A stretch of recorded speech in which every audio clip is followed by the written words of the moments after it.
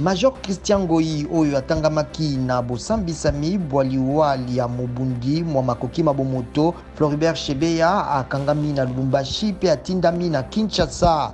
Batu baike batangaki ye na bosambisami mingi penza policier Paul Milambwe oyo akimaki kasi alobaka azalaka monzeneneke ya bobumi bwa Chebeya.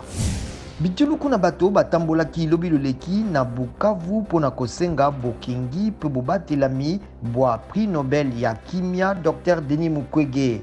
Munganga oyo asengaki mikolo mileki Tribunal Penal International pona mbeba na RDC mpe botiami na misala ya rapport mapping.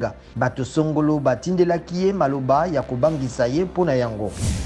Lucha Filimbi pe Mangomba Masusu babengisaki lelo botelemi liboso ya ambassade ya Rwanda pona kosenga bolongwi bwa Ntoma Vincent Karega. Batelemeli maloba mantembe mantoma ya Rwanda na Kinshasa po etali bobomi na RDC.